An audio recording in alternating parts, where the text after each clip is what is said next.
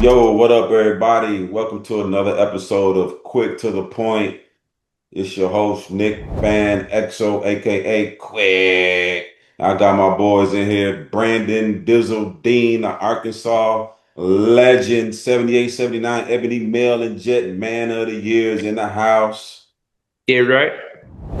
And we got my guy, Johnny Collins, the TCU Hall of Famer, the track star, aka Mr. Humble Brag and the title guy. What up, JC? Very modest, bro. And of course, we got Clarence Hill, aka Chill, the beat writer for the Dallas Cowboy, future Hall of Famer. What's up, Chill? Hey man, it's football season. We're still in football season. It's playoff time. Let's get down to the nitty gritty. Let's do it, man. What you got on deck for us? Well, number one, we got to talk about the playoffs. The NFL is still king, and the playoffs still bring in the ratings. We got the college football playoffs coming up this week, but we're going to start with the NFL playoff. Uh, Lots of games this week, but some intriguing matchups. Some real intriguing matchups. We're going to start with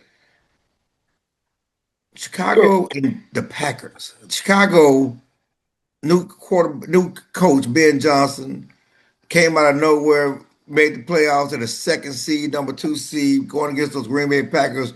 Your Green Bay Packers, we thought was a favorite to Super Bowl when they got Michael Parsons. Now Michael Parsons not there. They limped to the playoffs as a second at the seventh seed. The two teams split this year. What are y'all feelings on Chicago and the Packers? Is Packers done this week and can get that 19th pick?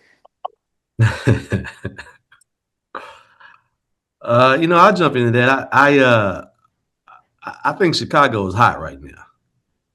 I would never doubt the Packers as much as I want to hate on Quick and the Packers.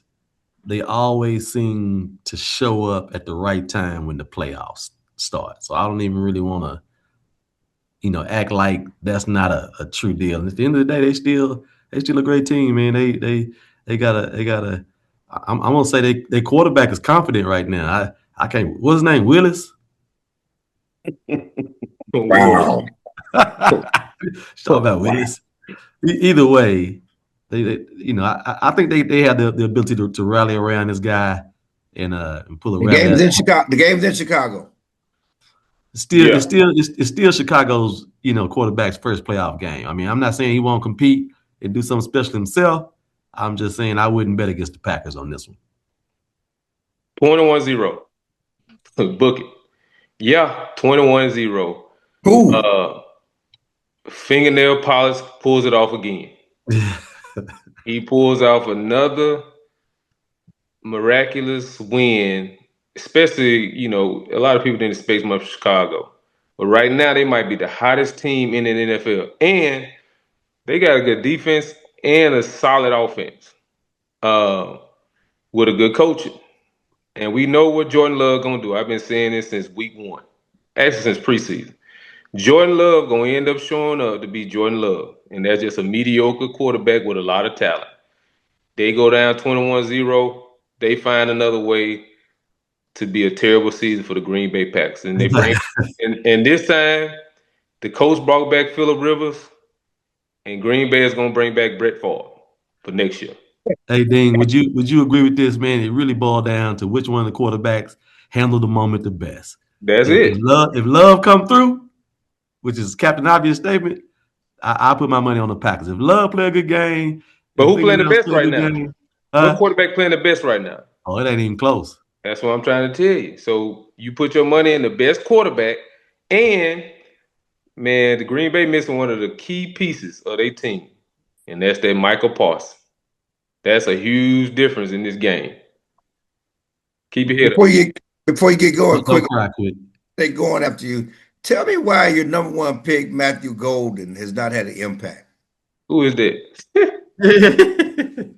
Yeah. I mean, I think it all depends. It's all about trust, man. And I think with the way Jordan Love plays, I think he trusts certain receivers a little bit more right now. Golden is young, but I think the receiver he's built the most trust with right now is Watson. He's been finding Watson, and like he has a plethora of wide receivers to go to and tight ends. So But you pick a guy at the has a top lot of 10. options. I think with Golden, I think you got to get him more with catches on the line of scrimmage or behind the line of scrimmage. You know what I'm saying? Because we have so many other guys out there that's proven. So it's a little bit tough for him to even be in the game in situations where we have other guys that's probably better on paper or he trusts a little bit more right now. But I'm just listening to them dudes talk, man, and You it's said, it's crazy. It's crazy how they talking like damn. the Bears done won 5 in a row, 6 in a row. They lost their last 2 games, so how is they hot right now? I'm like, how is they hot right now? They lost their last 2, lost their last 3 out of 4, and one of them was to us.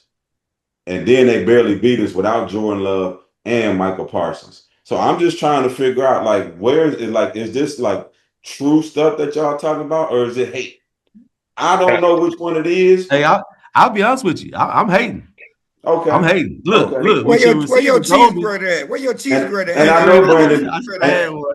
and see that's how you know you good. We got people pulling out cheese graters at like that's when you know you're good. When motherfuckers trying to dispel what you've been for this long, now they want to pull out cheese graters. Come on, man. Hey, quick. That's like Oklahoma putting the horns down sign, Yeah, making that's that what they it school. is. school. Hey, Nothing but hate. that's But all real it is. talk. We gonna be ready. But real talk on Golden. Let's talk football. It ain't Yeah. like you got CeeDee Lamb and Jefferson and Pickens at receiver. They act like, I mean, them dudes you got in front of Golden was second, third round picks. They ain't no first round picks. They should not be getting snaps, be more trusted than a guy you invested your premium draft pick on. I'm And you should not. have been developing that Hey, since but wait a minute. Do you trust him over Romeo? the one that No. didn't pick up that fumble, didn't pick up that onside kick. Do you Is he the trust one him that over fumbled on? Romeo? Is he the one who fumbled the onside kick in that game against the Bears? Are you gonna answer the question? My point is, Green Bay. What I didn't realize it until I was trying to find some hating points, about Parsons. But I didn't realize Green Bay had so many receivers. Green They Bay got got a lot of plenty. receivers, man. And so at Hey, the end of the day, you know what I'm saying? I just don't think the boy is that good when you compare him to the guys that they already have and they love and work with. then that's a failure in drafting. Then don't use a premium pick on him. Use it on someone else, another need position. It's Well, a I mean, mistake. you A mistake is being made well, somewhere. I think with wide receivers, I think they here today, going tomorrow as far as his teams are concerned. So, next year he may jump up and be the number 1 or 2 guy. So, I mean, I think it was a good pick. I think they should have made a pick like that shit when they had Aaron Rodgers, something they never did. But they did it for Jordan Love. So we just got to give him time. And one thing I do know is like if you're not around that situation every day, like the coaches know who the catches are. The coaches know who the route runners are. The coaches know the guys that's gonna get open consistently. So, excuse me, if you're not around it every day, then it's hard to speak on it. he kind of been hurt I too, though, agree. man. That boy What you got say? hurt. Didn't he hurt his wrist or something? Quick, got out of here on didn't. I think he It's hurt his it's a wrist, man. it's a 17 game season, full off season. He has not been a focal point from day one. And again, my point is why invest a premium pick into a guy that you're not going to feature and try to make a big part of your offense. So he runs a 4.2, 4.3 40. He has a skill set that you don't have with your other receivers. Uh, None of it makes any sense. And to me, that offense lacks some firepower to go along with that defense. Share, like, subscribe the episode. We coming, man. One other intriguing game, the Packers play on Saturday. Also playing game I like. I think it's intriguing because Josh Allen, Pat Mahomes is gone. Okay. It should be, they've been trying to make Josh Allen the next great quarterback, the best quarterback. They gave him MVP last year with Lamar Jackson. They play the Jaguars, who have been one of the hottest teams in the league with Sunshine at quarterback. They finally living up to his potential. Buffalo at the Jacksonville Jaguars. I think Buffalo was favored in that game, but it's not an easy place to play in Duval County. No, it ain't. It ain't. I think I'm gonna look, put my money on Josh Allen. it's, Ain't really much to talk about that. They ain't finna go no damn Jacksonville. Man, they ain't proven enough to put any faith in them. Josh Allen, You know what he's gonna bring to the table. Now, this might be the least talented team he's ever had, but for some kind of way, he ends up pulling off some kind of victories. But I don't see no. I don't even. Matter of fact, I don't even want to comment on this game because I don't even think that's gonna be a close game to even talk about. Who you picking to win? Man, don't be stupid, Buffalo. Okay, you picking Buffalo. This is gonna blow them out, huh? It ain't gonna be a blowout. It's more I put like I'm got 31-13. Not too bad. You know what I mean? That's a blowout, sir. That's 20 points, dog. That's 18. You need to go back. Playoffs. You need to go back to school. That's 18. that's that UT education. Yeah, Hey, you yeah. know what, man? My only thing with Buffalo and Josh Allen is we saw a few games this year, at least two, where he just was trying to do too much, man. And I don't know, it's just because he don't trust his guys as much this year or whatever, like the fumble he had. I mean, he just do too much. If the Jaguars can get pressure on him and get him, you know what I'm saying, get him outside the pocket, get him trying to do too much creating and all this kind of stuff. He didn't have a long season. He didn't have a long career, and they got to win a championship. So I think the Buffalo Bills got a lot of pressure on them in this game, man. I wouldn't be surprised if I'm kind of like Dean. I'd bet on Buffalo, but I wouldn't be surprised if the Jaguars pull the upset on this deal. So you going with Sunshine to come through? Yeah, man. I think I'm gonna rock with Sunshine, Doc. Man, That's where I bet. So you going for Jacksonville? I'm not necessarily going for Jacksonville. Who gonna win the game, man? Who gonna He win went the game? all over the place too. He ain't say You no. really all over the place. Who Pick gonna some win the damn game? guy. I am because I think Buffalo is kind of coming to the end of their regime. I'm going with the Jaguars, man. I think Buffalo they don't waste their window closed. You know, you started out the take saying I agree with Dean with Josh Allen. All over the place. You all right? Everything No, good? man, I'm not all right, man. Because now the more and more I think about it, I think Josh just got too much pressure on him, man. You know what I mean? And the way your golf game is right now, I just don't feel like I can go with you no more. Oh, okay. It's all good. Quick. Wow. I think I gotta go with man, my heart is telling me to go with Buffalo, but I gotta go with the home team, Jacksonville, man. Damn. It's as bad as I think that this is the year for Buffalo to get there because Patrick Mahomes is finally out the way. Man, Jacksonville defense is the real deal. Oh, And Trevor Lawrence right now is playing some really, really good football. And I think Jacksonville has both sides of the ball that are better players and playing better at the right time is Jacksonville. So as bad as I wanted to pick Buffalo for just the Earth's reasoning, I gotta go with Jacksonville, man. Well, the Bills and Jaguars are the first game on Sunday. The second game on Sunday is the 49ers against the defending Super Bowl champions. That's a good one. it is. 49ers against the Eagles. The Eagles are defending Super Bowl champions. They haven't played like that. I don't think they've been the best team on paper and week in and week out this year, but they still standing. I think you got to kill this wicked witch. I mean, they know how to win. They know how to play in the playoffs. Who y'all got? The 49ers with the injury riddle 49ers against the Eagles at Philadelphia. Man, I'm gonna go with, and the only reason why I'm going with the Eagles is because my brother's a diehard 49ers fan. I'm talking about literally the man will cry when they lose. It's sad, man. It's sad. And So I'm you want your going brother to cry? huh? Fuck him. He'll be all right. That's brother love. Right? I'm my brother's keeper. Ain't that how I go? Or something like Right. that. Nah, man, I'm always gonna root for Jalen Hurts though, man. I just think the dude gets so much scrutiny and so much backlash for his style of play and AJ Brown with his acting like he's 19 years old, throwing temper tantrums on the sideline. I'm just rooting for Jalen Hurts just for that sole reason alone. And I actually think that they're a better team in the playoffs anyway. I Yeah, think they kind of. I think through the regular season, I don't know if they get bored. I don't know if they just kind of take their foot off the gas. But it seems like they take it up another notch when it comes playoff time. And so that's the team I expect to come out against 49. But it's gonna be a tough game, man, because 49 is playing some good ball. But I really ain't gonna go with that 5-2 quarterback either. Though I ain't really trying to. I ain't feeling drop Purdy in the playoffs. Dean, the 49ers need Purdy to act up too. Yeah, no, but he don't. He I don't ain't. want to put my money behind Purdy acting up. The Philadelphia have proven Hurts don't have to be spectacular. All he got to do is drive the bus. And at the end of the day, when they get in them little old 4th and 1s and 3rd and 2s, and they get 12 yards on that tush push, I'm going with Philadelphia all day. Really? Yeah, I gotta go with Philly, man, even though I don't want to, because I think they're a little bit tougher for my Packers after we get past Chicago. But I think Philly, I think San Fran's defense and all their injuries finally catch up with them. Because the injuries they had with Warner and Bosa, it was some huge injuries. And for them dudes to even finish the way they finished the season without their two best players is pretty impressive. You know, you got to give it up to Shanahan. You got to give it up to the guys that filled in, and of course Purdy. But I think they got a bad matchup going up against Philly. Like y'all said, a team that's already proven, team that's been there, and they don't need their quarterback to win the game for them. So I got to take Philly.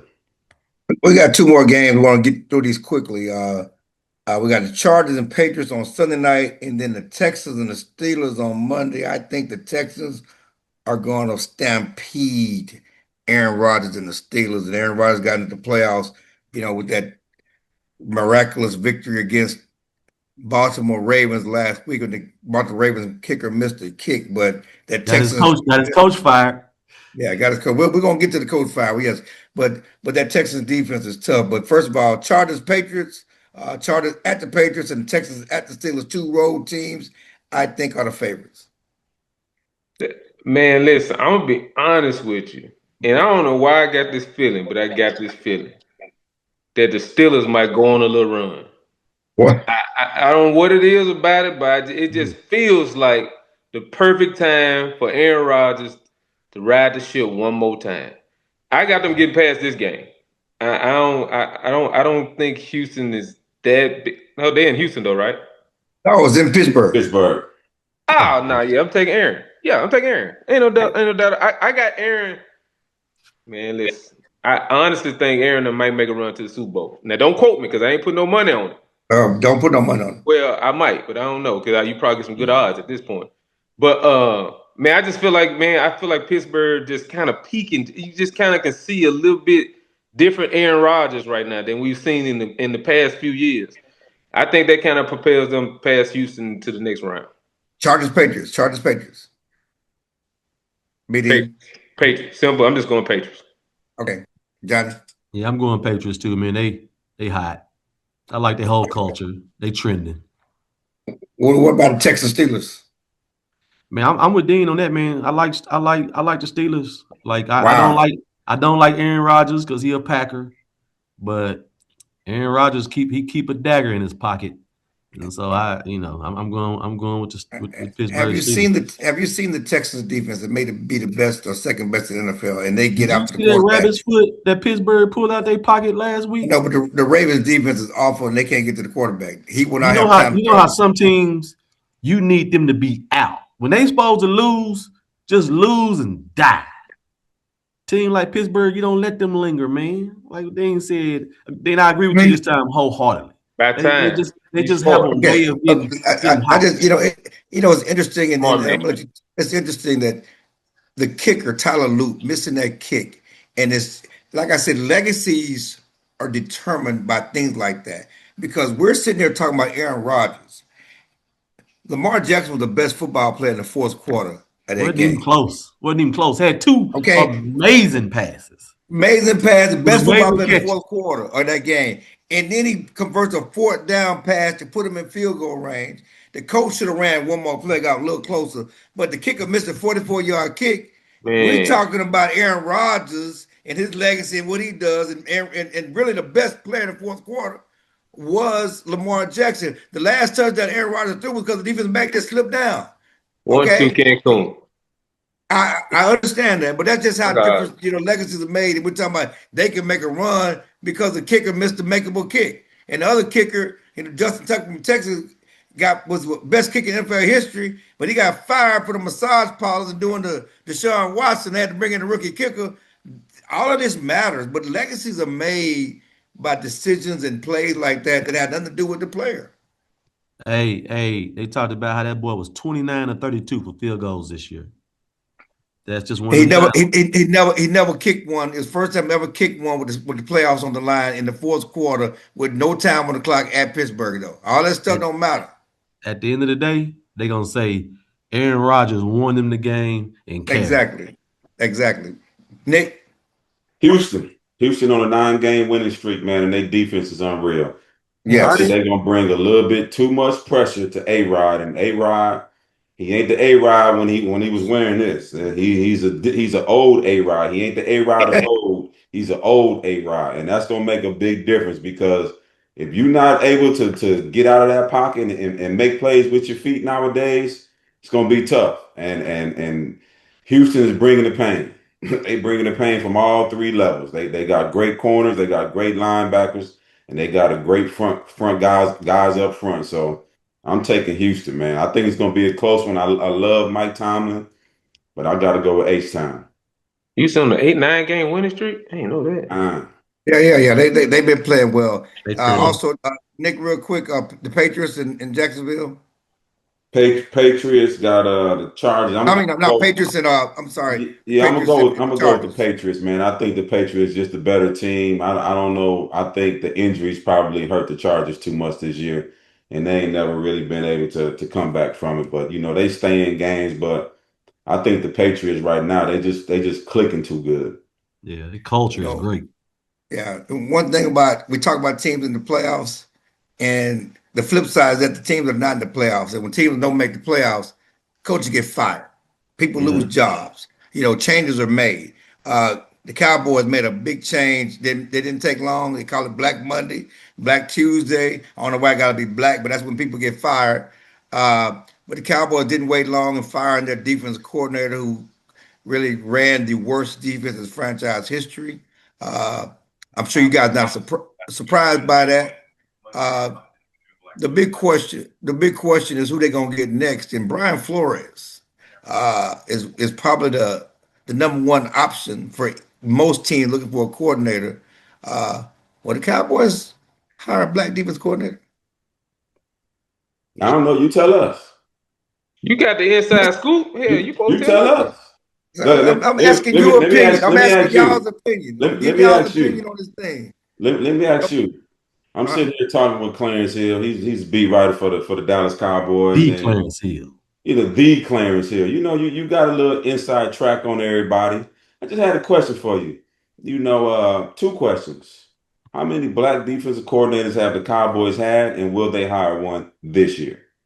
Well, they haven't had one, and that's the question because Raheem Morris is available. They fired him in Atlanta. He's the top defensive coordinator. I think Brian Flores is the one that everybody wants. And if Jerry wants to beat them Chargers from Little Rock, them old Little Rock Chargers, he can flip the script. He can change the narrative. Jerry sleep well at night. He don't care nothing about that. He can change the narrative. Okay, flip the script, change the narrative. Hire one of these black defensive coordinators. The bigger question here is, will he compete financially? Okay, because Flores is a candidate for head coaching jobs. He also is a candidate for other defense coordinator jobs. And Jerry notoriously does not like to pay his head coaches. He's going to have to pay his coordinator. If you get one of these guys on his wish, these guys that are being highly sought, maybe as much or more as he's paying his head coach Brian Schottenheimer, will he ante up the money and pay those guys? That's the bigger question. Man, we spend too much time on this topic. We know all the fucking answers. No, he ain't hiring a fucking black coordinator. That's the end of the discussion. First of all, he ain't gonna pay him. We all know that because he's cheap as fuck. Second of all, he ain't never proved he gonna hire nobody black. And not in the position of defense coordinator. So to answer your question, emphatically, fuck no. He's not hiring Brian Flores. He probably go get Jason Witten. He probably do some dumb shit like that. Get Jason Witten from Argyle to come. He ain't gonna get Jason Witten. He gonna get Jay Novacek. Yeah, some shit like that. Not to be the defensive coordinator, guys. He probably would. That's what we trying to tell you. Shit. He gonna get one of his partners. On the Jerry, when he feel like he got all the pieces already, which he does, he gonna go get somebody he can control because it's ready right now. Now. He probably promote the special teams coach as the defense coordinator. He'll do some dumb shit like that. He'd be like, we'll keep it in the house because he's been around for a long time. Hey, Jerry ain't finna pay nobody and he ain't about to get no black person. Period. Point blank. So even better question is, okay, if Brian Flores don't get a head job, why would Minnesota allow him to go anywhere? Why would they just pay?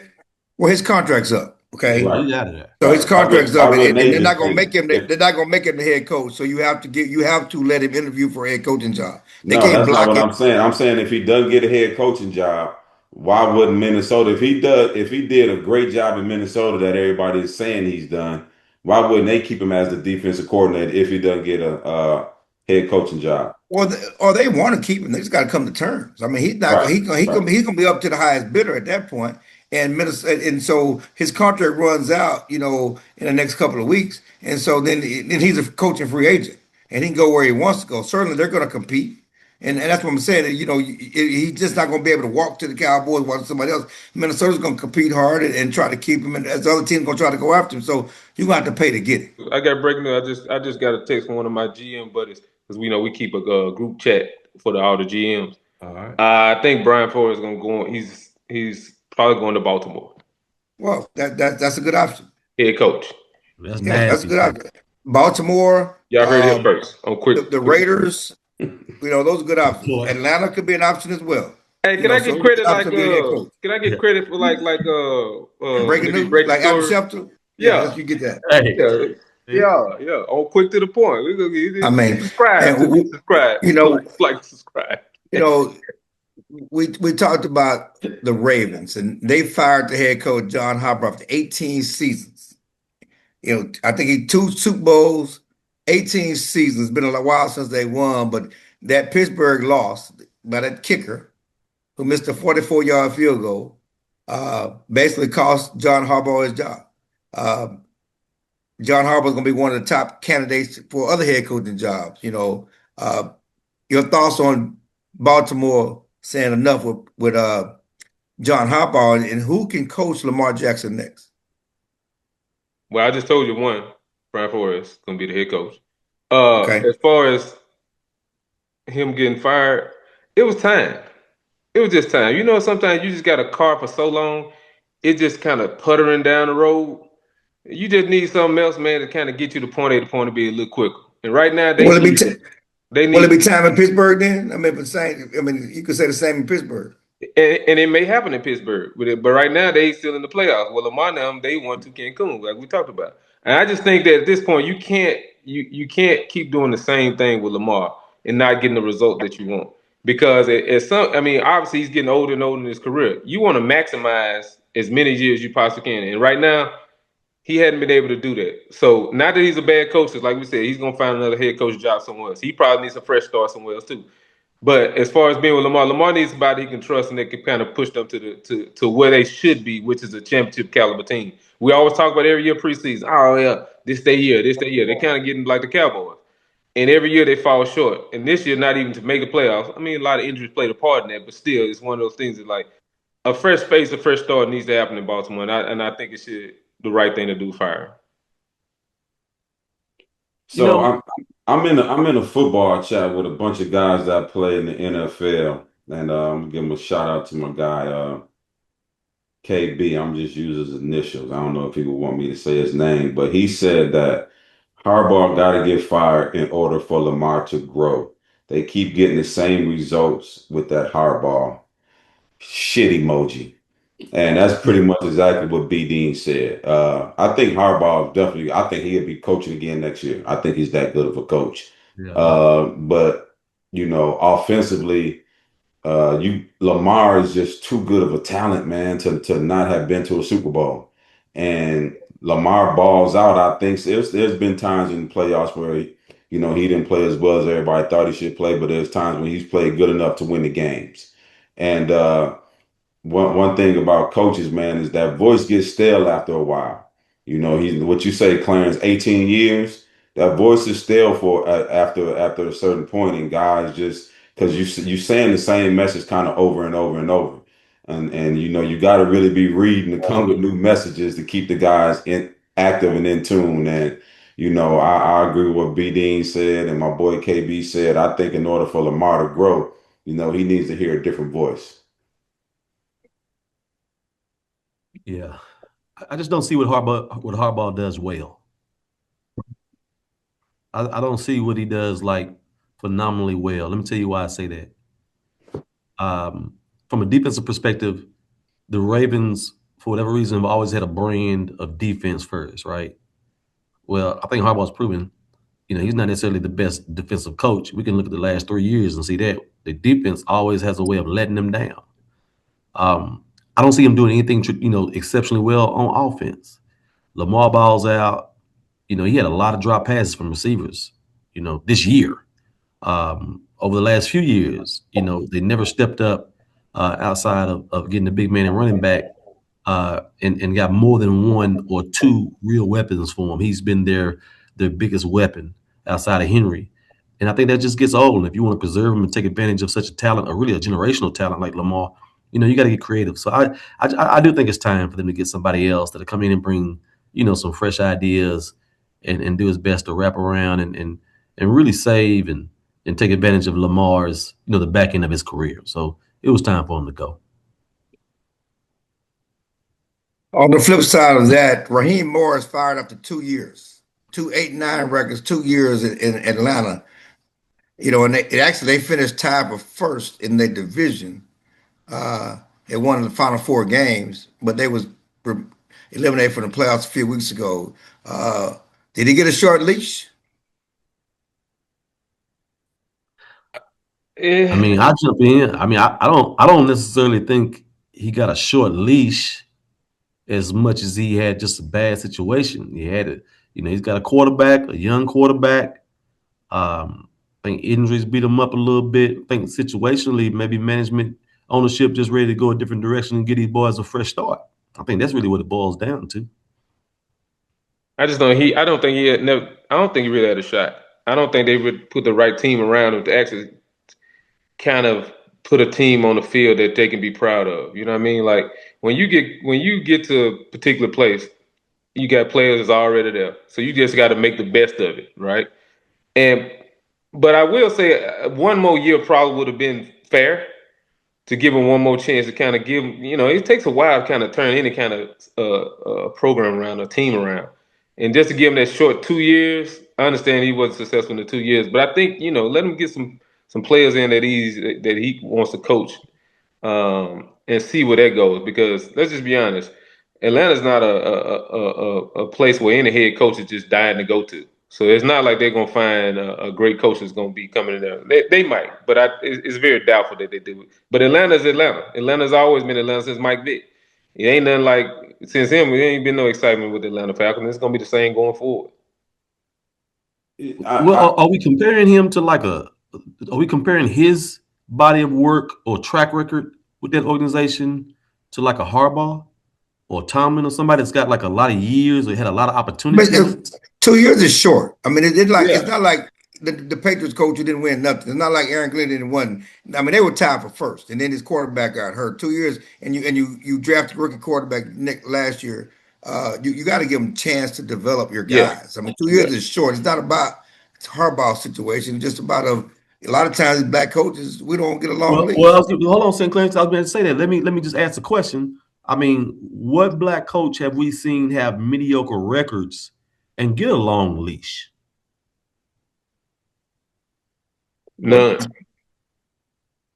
Well, that's just it. I mean, you could say that's a whole other conversation on a whole other TV channel, though. Yeah. I'm just saying, but I just think that Raheem 2 years, it wasn't like he was 3-14. It wasn't like he was 3-14. No, I think it was too early. I think honestly, I think they made this decision earlier in the season because I think their losses that they had were pretty bad losses when they went on that losing streak. And to be honest, like when I say it's too early, because during that time you'd be like, oh yeah, it's time for him to go. But then we all know that it's hard as hell to get a group back, right? And he clearly reeled them back in. They got on his side and won the last 4 games. And they didn't have to do that. They could have 1, 2, 3 Cancun that thing, and everybody been packed. Everybody been trying to get out the A, get ready for their offseason. But he reeled it back in, got 4 wins out of it in a row. And that's the good thing about football and about sports. You want momentum going into next season, right? And I think the players even vouch for him. And it's not his fault that they signed Kirk Cousins to that big deal. It's not his fault, or it could be his fault. We don't know that they signed a guy that had 10 surgeries in college, and they brought him in to replace Kirk Cousins, who they just gave all the money to.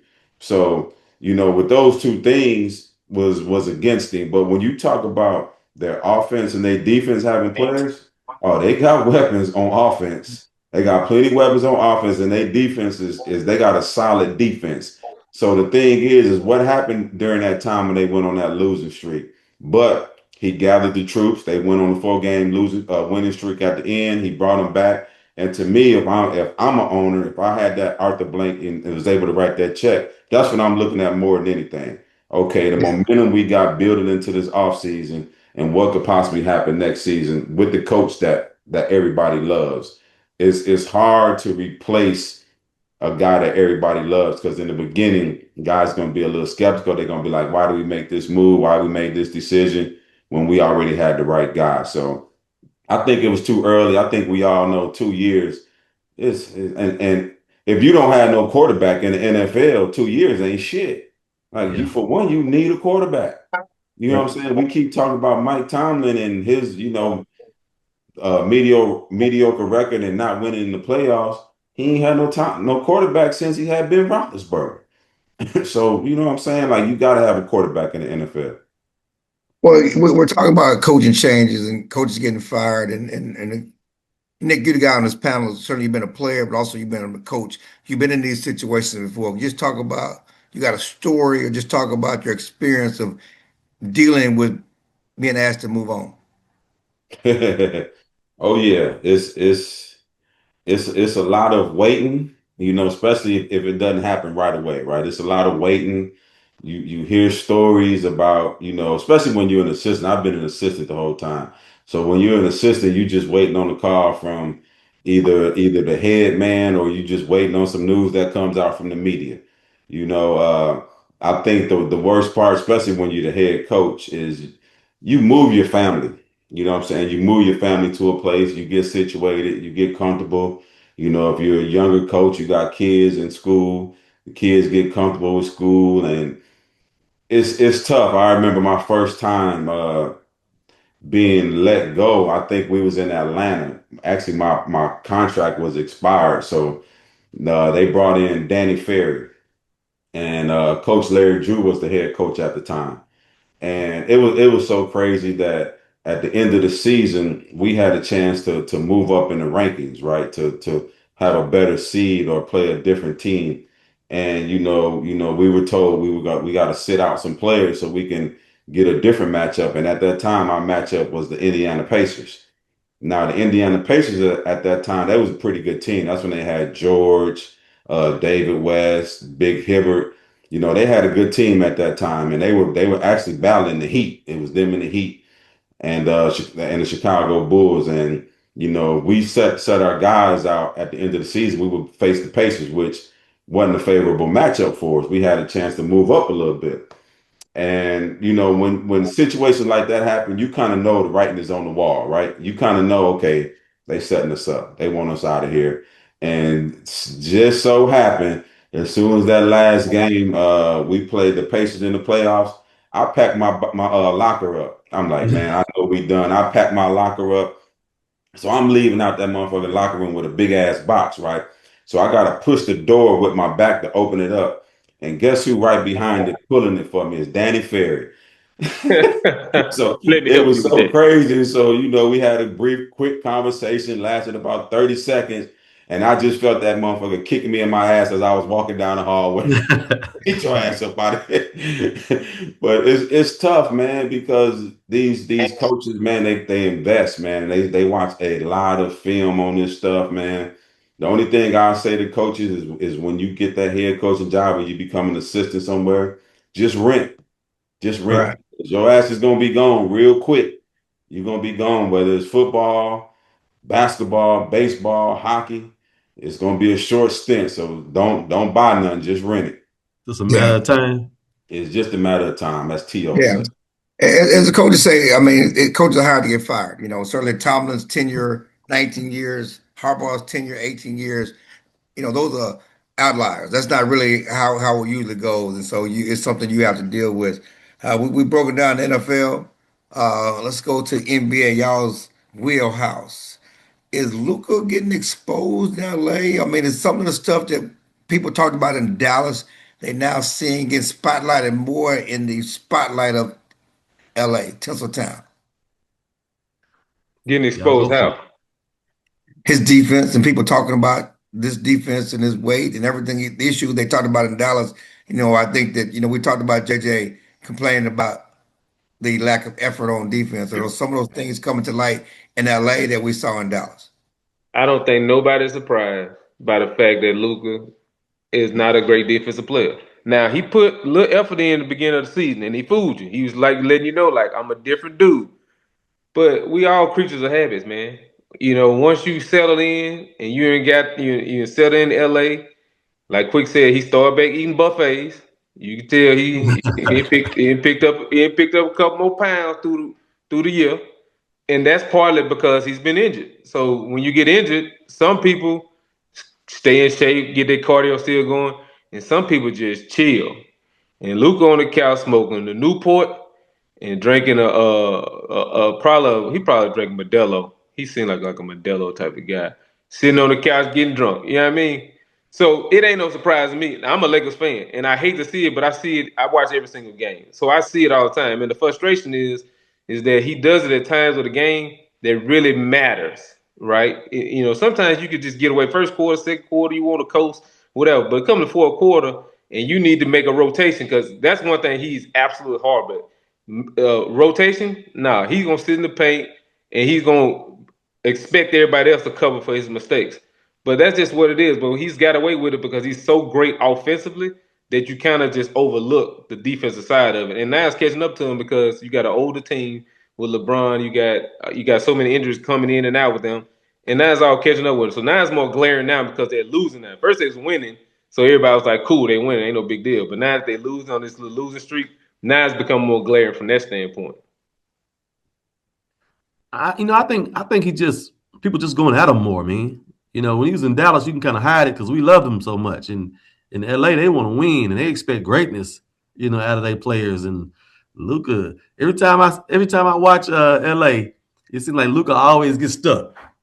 He'd be on an island by himself and somebody running by him. If you notice, it's almost like the game plan is to get Luka isolated and let's attack him. And I think it's just kind of ironic because when he first went there, LA, they was really hyping him up as being the Knicks coming, but he just don't have what it takes on both ends of the court. He's a phenomenal offensive player. He's a liability on defense. That's the bottom line. I think it's two glaring differences. When you talk about the two organizations, you talk about LA. I think we talked about this before, and that's the media compared to Dallas. That's a huge difference. And then you talk about the fan base. LA and Dallas. It's a two totally different fan bases. The fan base here in Dallas, Luka could do no wrong.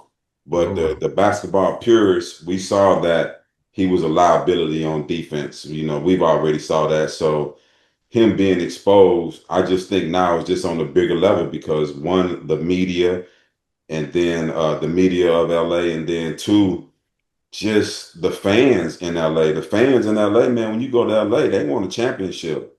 They ain't trying to just be happy with making it to the playoffs or making it to the championship. You hear everybody say, "Well, he made it to the championship, but they didn't win the championship." You know what I'm saying? So the fans in LA, they about winning the championship. And the only thing I would say to Luka is that, man, all you gotta do is give more effort. That's all you got to do is get more effort because I think we've all seen guys that couldn't play defense. Kyle Korver was a guy who couldn't play defense on the ball. But one thing Kyle Korver did is, for one, as a team, you're going to hide him, right? You're going to put him on the weakest person or the person that doesn't have the ball as much. But one thing Kyle Korver did is he put forth effort, and he was always in the right spot. You got to be in the right spot at the right time. So, like when B. Dean say, when that rotation comes, Luka just needs to be there. And most of the time, if you hide them in the corner, you hide them in the corner. Most of the time, all you gotta do is take 2 or 3 steps, and you're in the right spot. That's it. Not a lot of movement when they already hiding you, unless they running you up into the screen and rolls. But if you being that help guy, like that's the time where you just got to be in the right spot and put a little bit of effort into it. And the next thing I would say about it is just show some growth, dog. Like show a little growth, show a little bit of I'm trying, but it's got to be of a consistency of trying. You know what I'm saying? Because I think JJ, like I talked about last week, JJ is an old school. He coaches old school, man. Just give him effort. Because JJ wasn't no great defender, but JJ knew how to be in the right spot at the right time. And he knew for him, if he wasn't making shots, he probably wouldn't be on the court if he wasn't making shots. So he had to try harder on the defensive side to be in the right spot, to take a charge here and there. You know what I'm saying? To make them make that extra swing as opposed to once they swing it to your man, now your man is just blowing by you. Yeah. So I think he's being exposed, but I think the whole world has already seen it. But like I say, when you compare the two media markets, now they talking about it a lot more. So tough situation for them. They're gonna talk about it in LA. Let's stick in LA for a second. Those Clippers look like they're suddenly showing a pulse. Is we getting the old Kawhi Leonard back? I mean, he's been scoring in bunches. You know, after all the controversy in the offseason, you know, coming into the season, is the Clippers showing a pulse now? What do y'all think about those Clippers and Kawhi Leonard? Man, Hey, ain't Kawhi in the contract year? Old fashioned motivation. dude make a difference there, and he knows the last one too. Last one. And make a difference. I just think that coming into the season, Clippers was so deep as a team, and it was surprising that they started out so bad because of that. And I think part of it was because it was hard to mesh all those guys together. It was hard to try to figure out the rotation, hard to see what guys play this minute, hard guys play that. So, but I think now they settled into like this our solid eight. This who we going with, and that's hard to find out in the beginning of the season because you want to play everybody and you want to see what players are gonna mesh well with the other, what players are gonna contribute. And I think right now, I think Ty just like, listen, this our eight. That's what we going with. I mean, we gonna ride the ship with these guys. And I think we're seeing another motivated Kawhi. One, because we talk about the contract, but two, he just looks more healthy. He looks more bouncy. He looks more engaged. You know what I'm saying? And part is because people do look more healthy when it's time to get a little bit more money on their side. They're trying to get paid. Or he doing interviews and everything now, laughing and him and Snoop on there doing interviews. I said, man, he ain't changed up. But normal Kawhi run to the locker room with that. I ain't doing it. He out there trying to put his face out there, talking about bombing the arena, looking good. Man, trying to get that money, man, and it's showing the way he's playing because he's had a heck of a last 10 games. No doubt, man. I think coming in, I think we all said on paper the Clippers was going to be a good team, just because they added a lot of veteran players, but we failed to realize that the speed and the youth, they came out the gate pretty strong on them old heads. So now, they, like you said, BD, they getting their feet up under them now. The game has slowed down a little bit to now that speed and athleticism is slowing down and is fitting to the way the Clippers would love to play more often. And you can't deny the fact that when Kawhi Leonard is on the court and he's healthy, he's a factor. He's one of them ones he's gonna get you wins, and we're seeing that. So, him being out early, that was a big detriment to the team. They went through the Chris Paul situation, they cleaned that up. But if you got Kawhi Leonard on the court, man, you always got a chance to win. And this is the last thing I say about Kawhi is I ain't never in my life seen a player that's been hurt as much as Kawhi Leonard. And then when he gets on the court, he looks like he's 120%. 120%. Just I ain't like I'm looking at this dude movements now. I'm like, oh, this motherfucker looking like the robot again. He looking like a machine again. I ain't never seen that because when most of the time when you coming out for those injuries, you're gonna be a little bit slow. But This still, dude is taking off, dunking again, and he in his bag with the handles and pulling up. Like, I'm like, man, was he really hurt all this time or what? I have no idea, but I ain't never seen nobody come back off of injuries the way he did.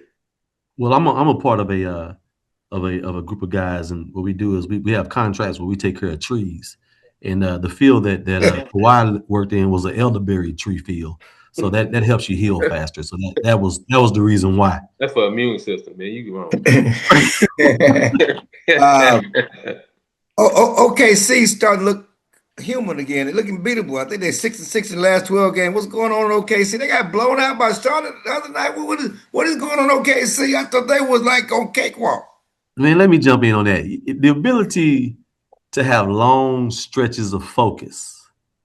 It's something that Magic crew, by Magic, I mean like the old school LA Lakers, Showtime Lakers, Larry Bird and his crew, Isaiah and his crew, Jordan and his crew, Kobe, the ability to have long stretches of focus is not something that's in abundance. And I think what we're seeing is these young boys just not focused right now. I think they're gonna be all right. I think they just getting a little distracted.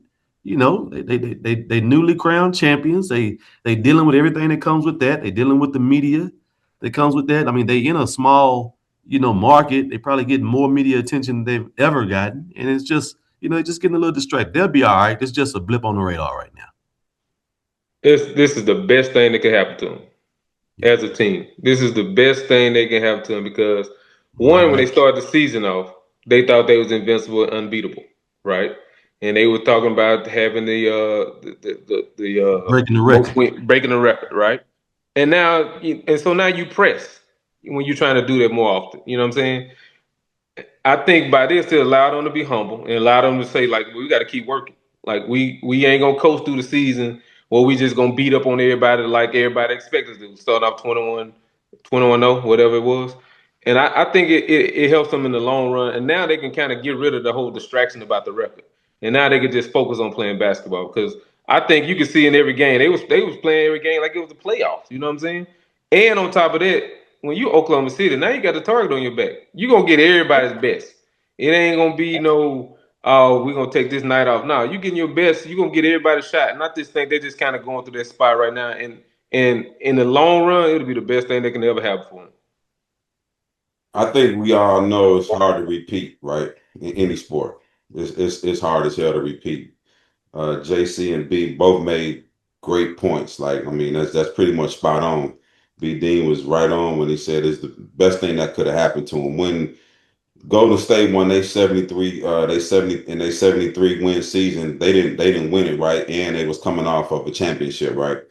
So, they got humbled a little bit in the finals. And I think, we kind of touched on it a little bit last week when we was talking about the Spurs, and I said this league is a copycat league, right?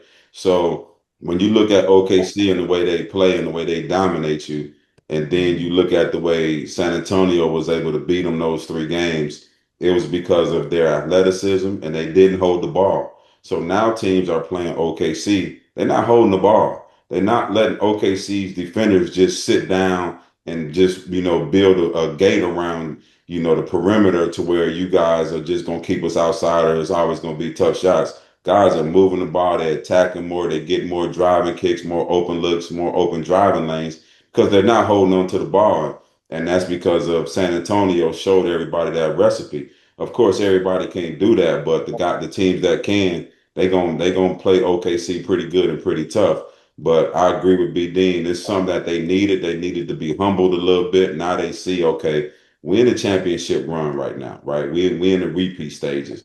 We thought it was sweet at first because they kind of run through everybody last year.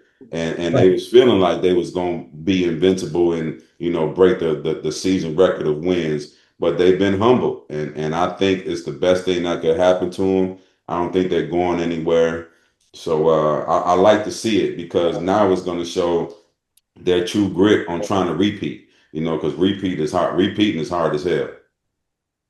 Couple of NBA topics before we get out of here. James Dolan, the Knicks, owner of the Knicks, says that they got to get to the finals. There's finals a bust for the Knicks. I don't know if he had the same energy for the last coach, but they won the mid-season title, whatever that means.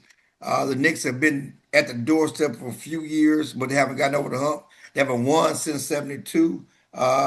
Is he putting a little too much dip on the chip with the new coach? They got to win to the finals. He holding them to a higher standard than they held the last coach. Man, if I'm writing a check, that's what I'm gonna say too. That's what I'm saying, baby. But what else is there to say? Yeah, like he wasn't writing the checks. So when he's saying, "Man, listen, I'm over the luxury tax. I'm doing all this. I gave you the team you wanted. I gave you the coach you wanted. You got everything at your disposal. So my job as the owner is to give you what you need to be successful. Now it's your job to produce exactly what you said you was gonna produce. And so I don't see nothing wrong with it. Now, is he really feels that way? In some way, he hopes every GM, every owner hopes to win the championship. I don't think he'll fire Mike Brown if he doesn't win the championship. However, he's letting them know, guys, this is my expectation, which should be their expectations as well. And I think it's cool. I think it's all right. I don't see no problem coming out saying that. Dean, I love an owner that come out and say that. I don't want that banner. This banner don't count. Like, let's go get a real banner. I love that. Like, somebody got to set the tone, and I would think that their coach has set that tone. I'm pretty sure he has. And have the owner come back and double down on it, I don't see nothing wrong with that.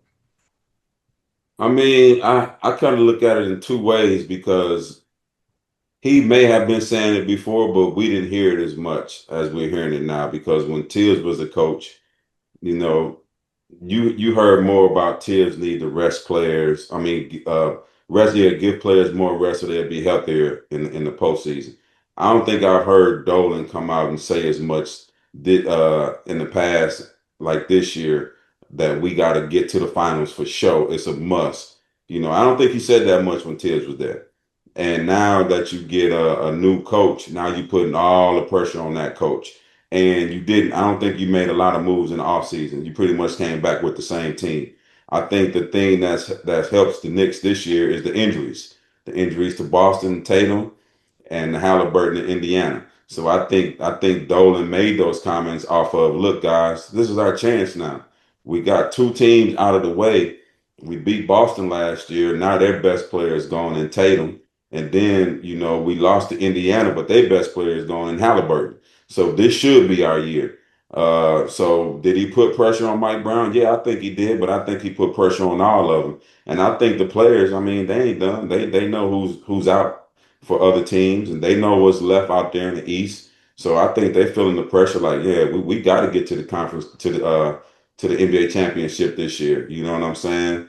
But I do think it was kind of messed up for him to come out and say that, because I hadn't heard him say that when Tibbs was coaching and the other guys was coaching as much. So Now, real quickly, it seems like Kevin Durant is fitting in nicely with the Houston Rockets. They're 22-11 right now. Hit a game-winning three to beat his old team, the Suns, who are surprisingly 21-15.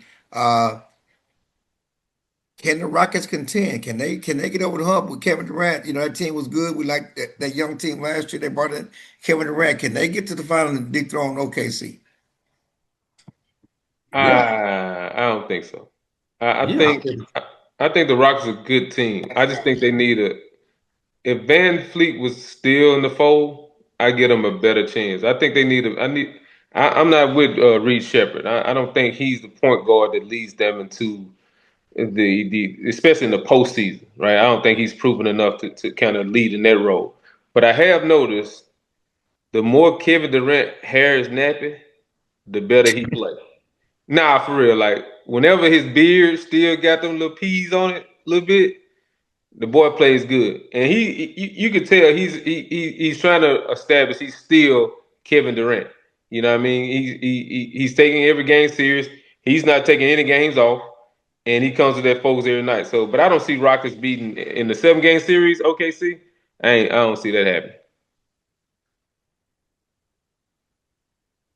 Quick. yeah, I think the Rockets is playing good right now. I don't know if they're a championship team. I love the addition of KD. I think we talked about this before, but I don't think that move put them over the hump, to be honest with you. I think the West is just too tough. One thing I would also like to add is I think, when Sengun comes back, like when the game is on the line, KD got to have that ball, man. Like KD got to be the one to bring you home.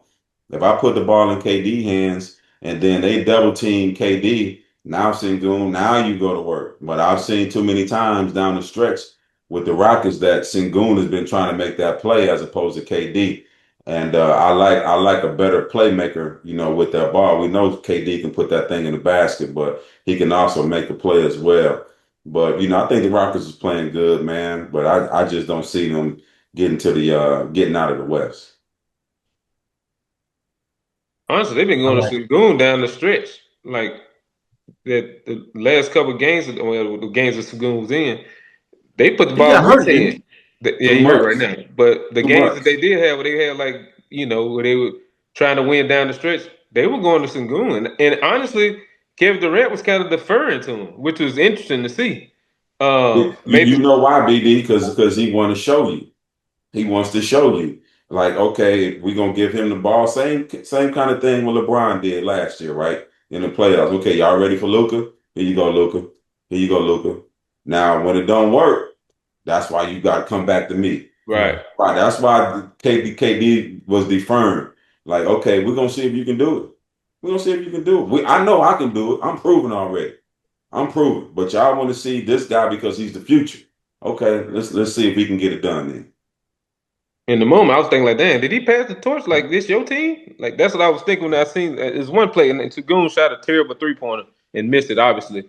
I can't remember what game it was, but they actually drew the play up for Sengun, which was interesting with KD on it. I mean, actually, KD took the ball out of bounds, which I was like, that's the guy you're going to have to take out of bounds? So I didn't know if they would just, KD. But you make a good point. KD maybe was like, all right, since you saying you want to be the guy, the future of the team, let's see what you could do. And obviously it didn't happen. If KD stay healthy, he can be a player that can get hot and lead his team. Can they win the championship? Everybody got a shot right now. I think they're gonna be a tough out. When the time is right, just depending on what they look like health wise. Well, if Fred VanVleet ain't coming back, I don't think they got much of a shot. I don't think Fred's a big part of that for them. Wrap us up, Nick. Well, we out of here. Hey, Chi-Town, here we come, Chi-Town. We're gonna see if them cheese graters out this weekend. We're gonna see about that. Y'all don't jinx love, man. Don't jinx. Johnny, I can't jinx him. I'm a real Packers fan. That's the motherfuckers that be on them stations talking about Jordy Love. Nah, we don't want to hear that. Talking about Clarence? We don't want to hear that. Don't talk about us. We good. John, I want to make sure you get a screenshot of this cheesehead. I want you to post that all over social media. Right here. This is Glennis, get him.